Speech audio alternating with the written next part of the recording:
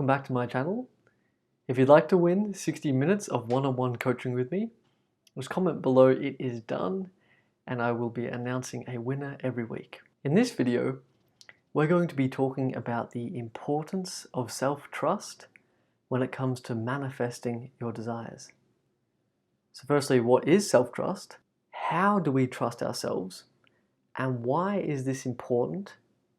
Why will this help you manifest whatever it is you're trying to realize in your life? All of that's going to be covered in this video. So firstly, if we take a general definition or explanation of what self-trust is, to me it would be something along the lines of resting in the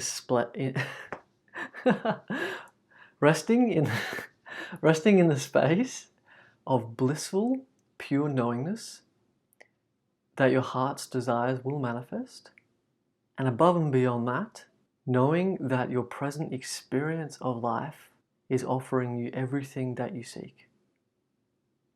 So it has both of those facets there, and together you're sort of basking in this beautiful place of knowing flowing through life, and that's what I would call self-trust, with a capital S on the self. So really it's alignment with your desire on all dimensions of your being.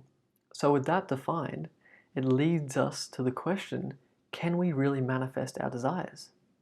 Are you really the creator of your own reality? Because if not, then all this self-trust talk would be irrelevant or pointless. So the answer to those questions, can you create your own reality? Can you realize that which lights you up inside? The answer is yes. And in fact, we only ever create our own reality. Whatever we believe in starts to reflect into our outer world. We always believe in something with complete trust. So there's only self-trust, and right now, through that self-trust, whatever beliefs you're fueling, that is shaping and crystallizing your reality in the physical world.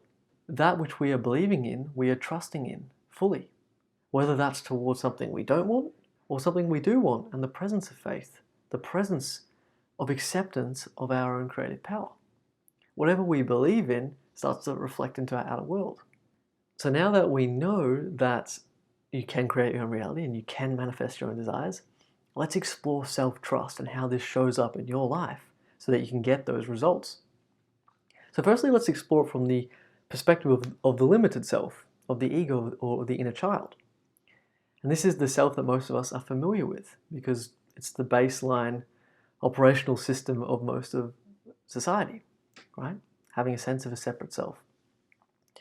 So self-trust in this domain looks a lot like controlling your mind, imagining scenes, looking after your emotional states, journaling within, and basically keeping your whole being aligned with that which you want. And that's really powerful because as you do that, you start to notice that all of your actions, all of your thought work, all of your imaginal scenes start to reflect into the external world. You start to trust yourself, you start to bask in that good feeling state that you can influence your own reality and you can create what you want. You start trusting yourself, you start trusting the process, and you start realizing that manifestation is real. You start believing in your own creative power.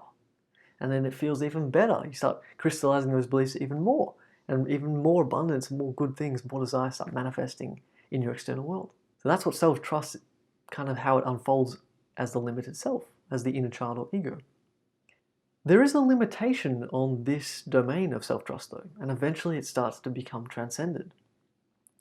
And that's because the ego or the inner child is not our highest nature. Our highest nature is oneness, not separateness. And so as you start to align and as you start to crystallize beliefs of abundance, beliefs of worthiness, beliefs of self-love and power, you can start to float into these new levels of consciousness, these expansive levels of consciousness. And then from there, a new kind of self-trust blossoms, a much more powerful, unshakable, and divine kind. So firstly, it sort of goes from identifying with the mind-body, that's a separate self, self-trusting yourself there. And then it starts moving to the awareness. So you have a thought and you're still there. You have another thought, you're still there. And as you start to hone in on this awareness, it starts to expand and it starts to become more pervasive. And in that awareness, you start having instantaneous insights and recognition about who you truly are and your true creative power. Now, we may call this awareness itself the soul consciousness or the spirit. It depends on whatever word you like. You may even just like pure awareness. Above that and beyond that, as you keep meditating deeper, you can start to even transcend even that soul consciousness into God consciousness, or the God self, or the I am, if you're familiar with Neville Goddard teachings. And from this space of consciousness, an even more expanded, infinite kind of consciousness, you start to then download more insights about who you really are, and thus an even stronger, more powerful blossoming of self-trust occurs. So self-trust in that context, as you start expanding out of the limited self into your unlimited self, is that very fact that you are unlimited, that you are infinite, that you are divine. You are love itself. You are interconnected with everything. And the mind-body-spirit complex that you are, this sort of separate self, this entity that thinks, that acts, etc., that life form you are is actually just one spark of your infinite self that's come here on earth to manifest desires and expand in consciousness, to recognize and in that sense trust who it really is once again. So as you start basking in these higher states of consciousness and trusting yourself from these states, and I will soon explain how to practically do this, and also how to practically do it as a inner child or ego still, a separate self. We'll cover the practical in a second. But as you start basking in these states of higher consciousness, you start experiencing trust in two ways.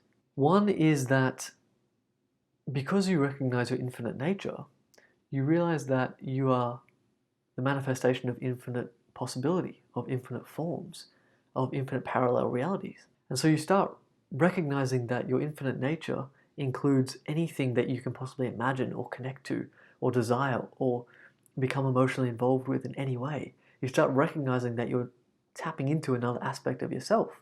And you start realizing that in this expansive love that you're feeling, this peace, this benevolence in your intentions, that you can have that you literally are that thing.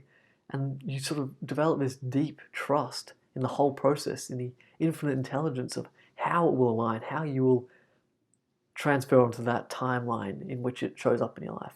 All that starts becoming quite spontaneous and effortless. And then even more on top of that, you gain a more conscious, frictionless, balanced and powerful use of your creative capacities. You recognize the one infinite creator's pure infinite intelligence and creative capacities, right? But then you realize that you're a sliver of that creative power yourself.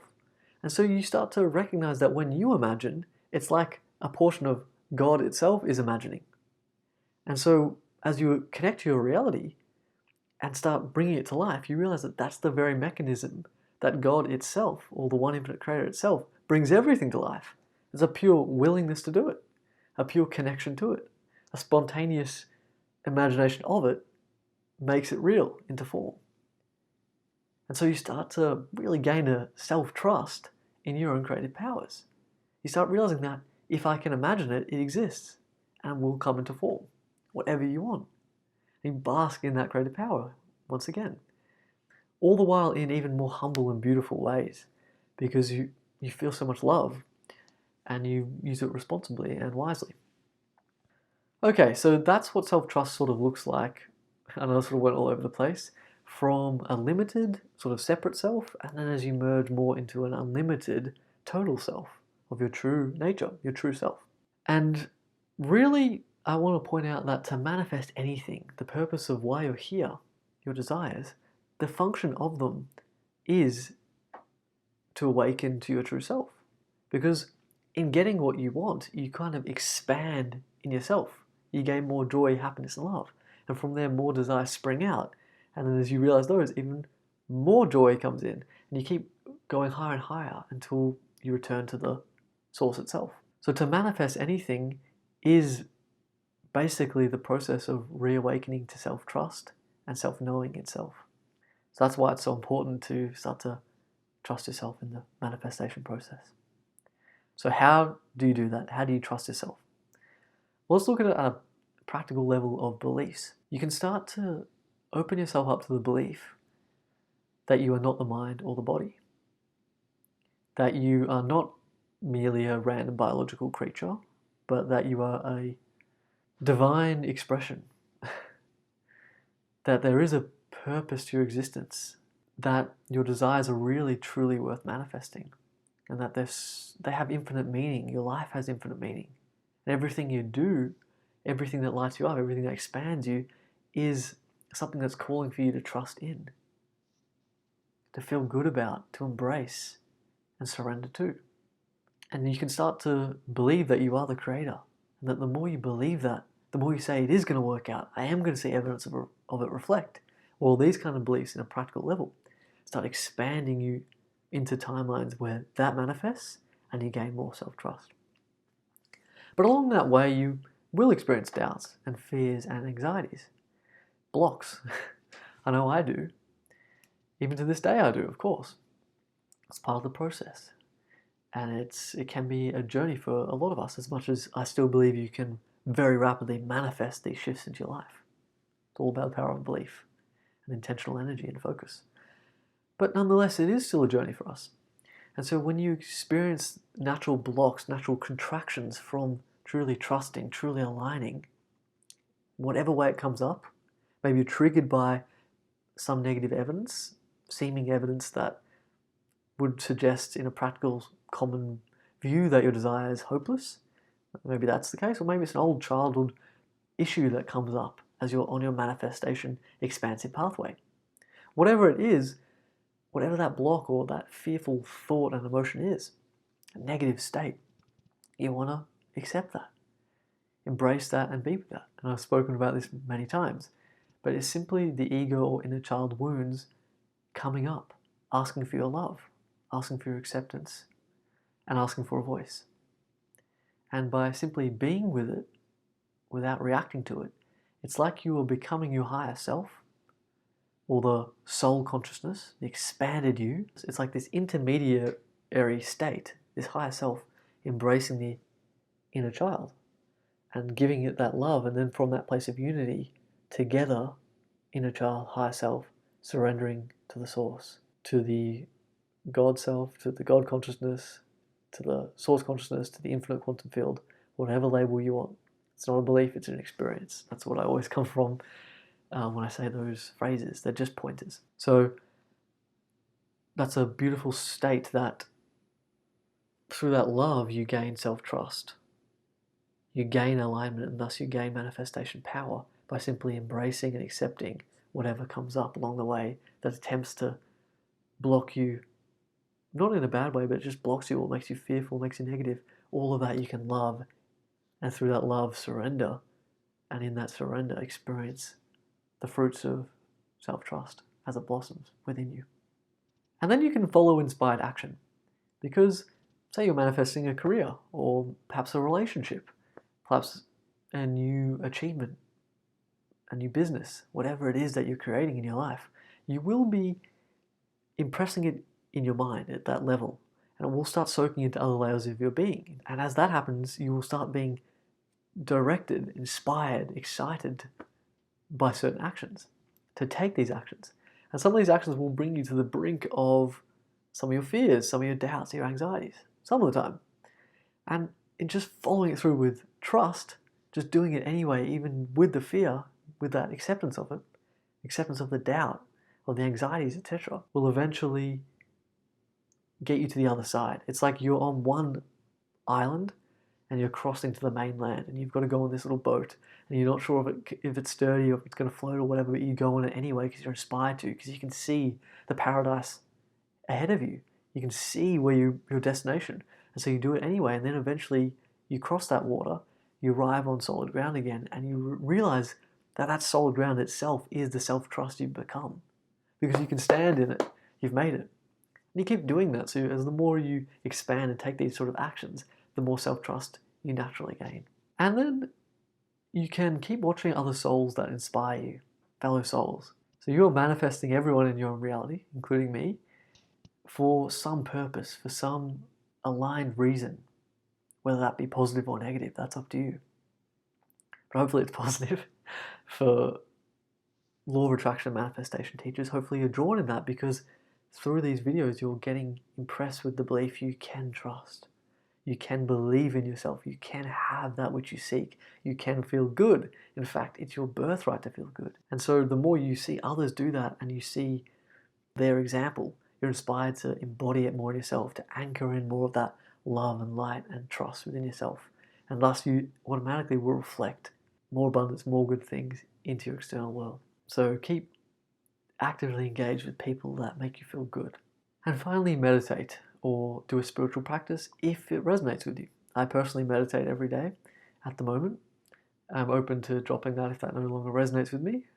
I've got to trust myself at some point to let that go if I ever feel. But at the moment, I can recommend that because it connects you to the awareness or the soul consciousness. And then in doing that, you naturally download trust and love and knowingness, connection to your dream reality, to your true self.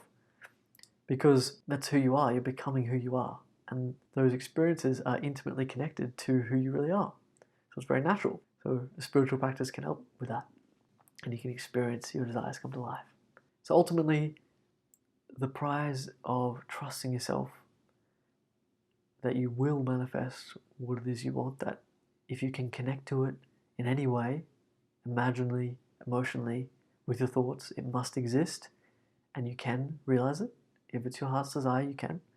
The more you trust that, trust yourself, trust your own manifestation power, the more you will naturally rest in a joyful, peaceful state of knowing and alignment. And from this knowing and alignment and joy, you naturally start expanding into more of who you truly are.